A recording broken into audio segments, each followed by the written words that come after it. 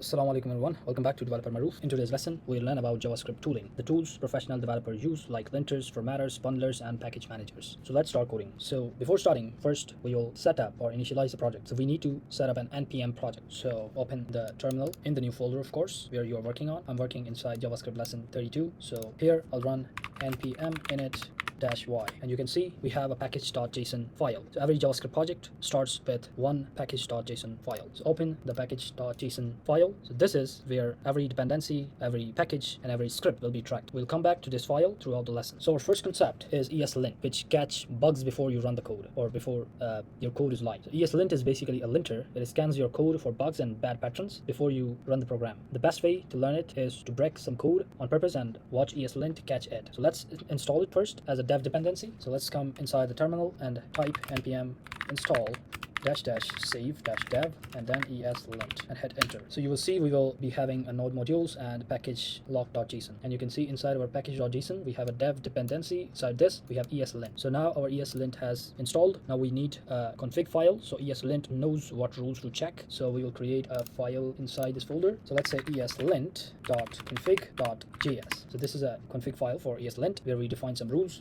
So let's say module dot exports equals array bracket, then again inside our curly braces we have a language options, and we will put globals here, and inside the globals we will have console, and console will be equals to read only, so we can read the bugs inside our consoles. Our terminal, we will put comma here, then rules.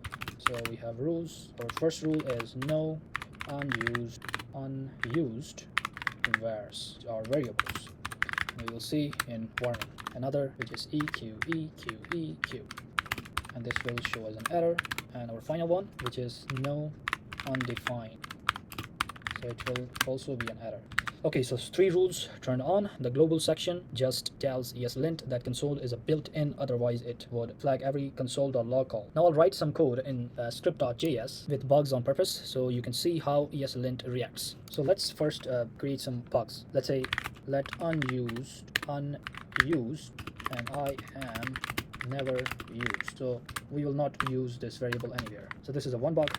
Let's put a condition count. So we haven't defined anywhere this count variable, so this is another bug. We just declared it but never defined it, and we use double equals and put number here. So double equals is another bug. We always use triple equals. I've already told you about these differences, equals, double equal, or triple equal. You can check my previous lessons. Let's put console inside it and put equal 5 or equals 5. Let's save it.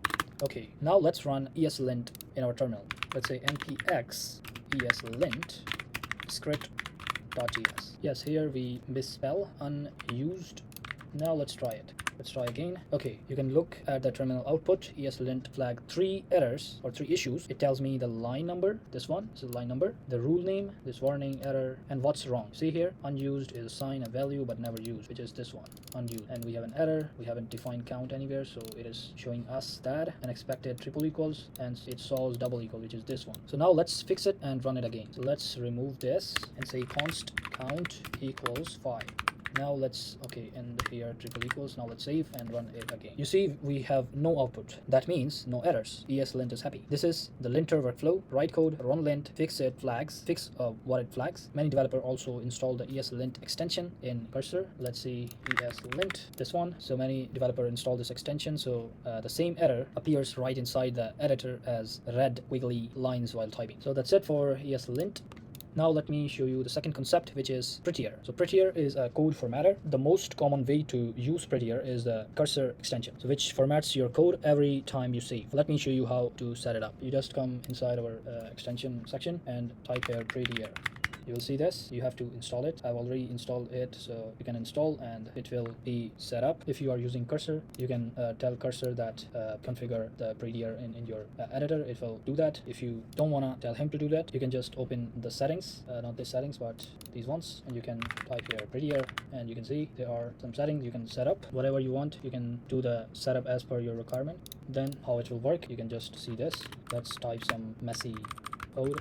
Let's they come in the same line, but this is a bit messy and not clearly readable. Now we can format this. Just click right click of your mouse and then you can click format document with and click Prettier. You can see now it's much more cleaner and readable. So that's it for Prettier setup, how you can set up, how you can use. Now let me tell you something about package manager. So you can look inside our package.json. There's a devDependency section. So eslint is sitting in there because we installed it earlier, the save dev flag. Let me show you that as well. This one. If we want to install a runtime library like React, we would run like npm install React, not this save dev flag, and it would land inside the dependency section, not the dev dependency, but another section which is dependency. So basically dependencies are libraries the app needs while running, but the dev dependencies are tools you only need while developing. We have another method like yarn, which is exactly the same idea with different command name. For example, we will run it like this: yarn add and anything like React. But with npm, we use npm install and then React or any library. So basically yarn removes instead of npm uninstall. So when you say yarn remove React or eslint, they will remove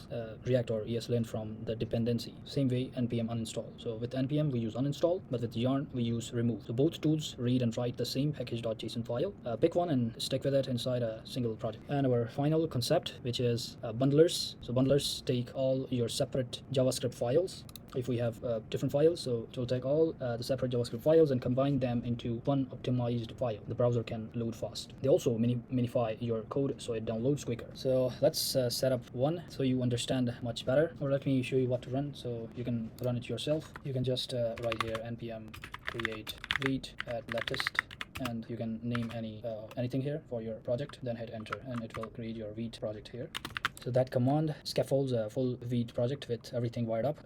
Webpack is the older bundler. It works everywhere and is highly configurable, newer and much faster for new projects. Today, most developers reach for Vite instead of Webpack. So that's it for today's lesson. We just learned about JavaScript tooling, eslint for catching bugs, Prettier for formatting, bundlers like Webpack and Vite, and package manager like npm and yarn. So in the next lesson, we'll learn about testing fundamentals in JavaScript. If this helped you, like the video, subscribe to Developer Maroof, and share it with someone learning JavaScript. Jazakallahu khair for watching. Allah Hafiz.